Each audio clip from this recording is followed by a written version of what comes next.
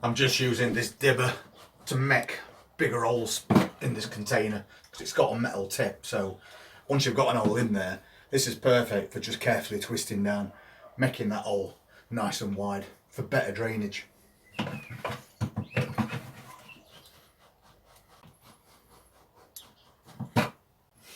I'm about to do it. Now we've got some nice big holes in there.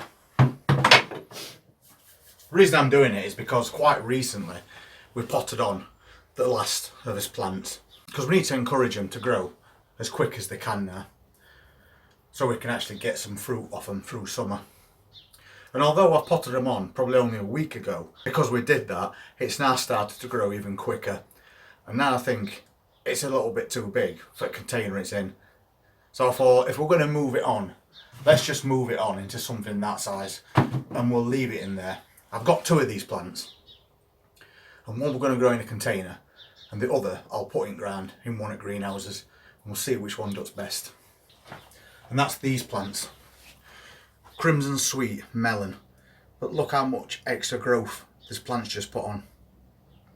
That's shot up in a week. And that's the other one that we've got. And that's also starting to do the same, but not to the extent that this one is. And it's already put out its little tendrils that it would use to grab older things to support itself as it continues growing. So I think looking at that, we'd be doing it a favour if we put it into a bigger container.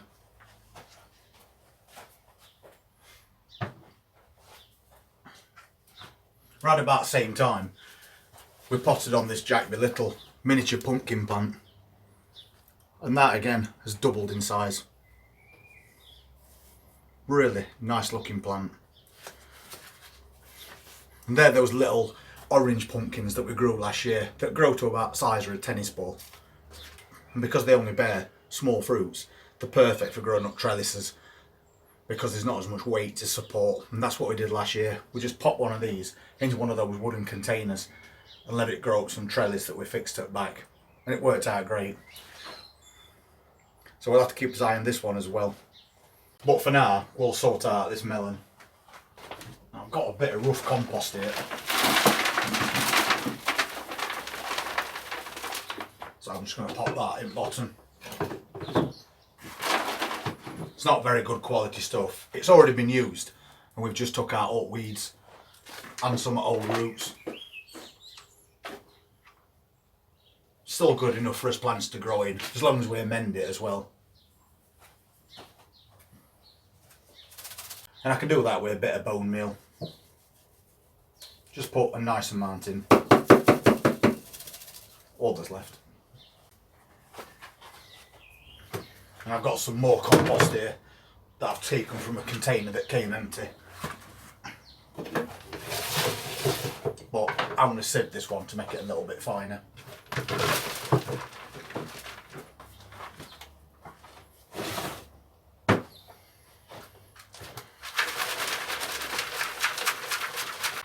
Doing this all through here saves us a lot of money on compost.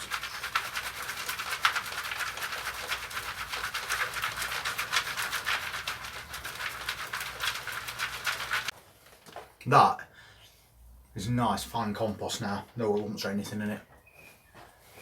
I'm not sure if you can see from there, but as tomato plants are now higher than this bench. They've really shot up over this last week. So now we'll use that compost to fill that up. Then I'll finish it off with a bit of new stuff.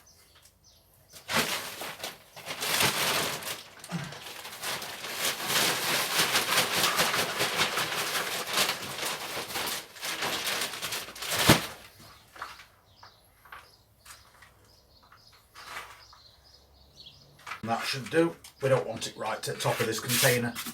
I'll make an hole with one of these 2 litre pots. It shouldn't be far off size that we need. Plus I won't be burying this any deeper. Let's take this out, see what situation is with it. And the roots have gone down to the bottom of the container already. they're still very loose, so that's perfect. I'll make sure I firm that in.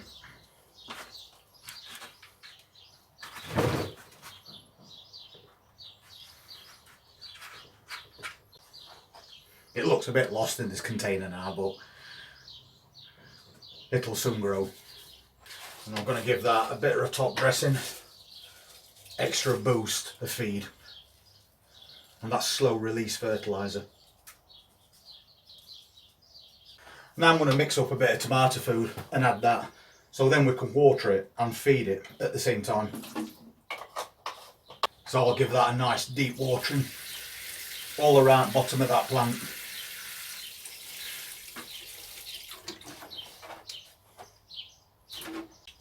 I'm pretty sure it's going to appreciate its new container.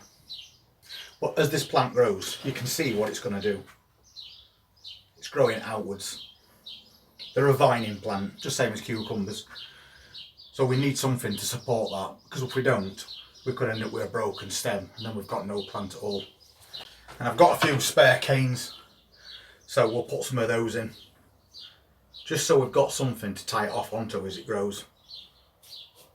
So I'm just going to push that right to the bottom.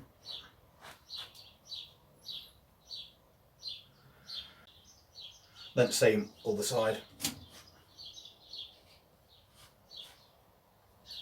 And then we'll put one just here, in that direction where that plant's growing. And then immediately it's got something to cling onto. So it's got its own tendrils at the moment, and overnight it'll find that cane and wrap itself around, and then it'll grow up again. And as this plant grows and it gets too tall for these canes, we'll just push extra canes that are longer downside of the original ones and just tie them together. But for now, it's got plenty of support. So we'll put this to one side. This one's staying in greenhouse for now.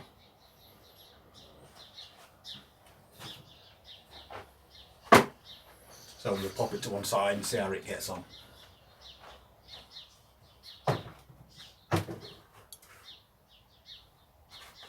So that's another one for Container Garden. And we will be adding a few more bits and bobs as we go through season. But if you've seen previous videos, that Container Garden is starting to get very full now. But we're definitely going to get a lot of harvests from there, and lots of different varieties as well. And considering it's only a 12 foot by 12 foot area, it just shows you what you can do if you plan everything out. Anyway, that rain's not going to stop today, so I'm heading indoors, and tomorrow we'll see what else we've got to do. And if you want to see what else we've got to do, hit that subscribe button, press that notifications bell, and we'll see you then. Take care.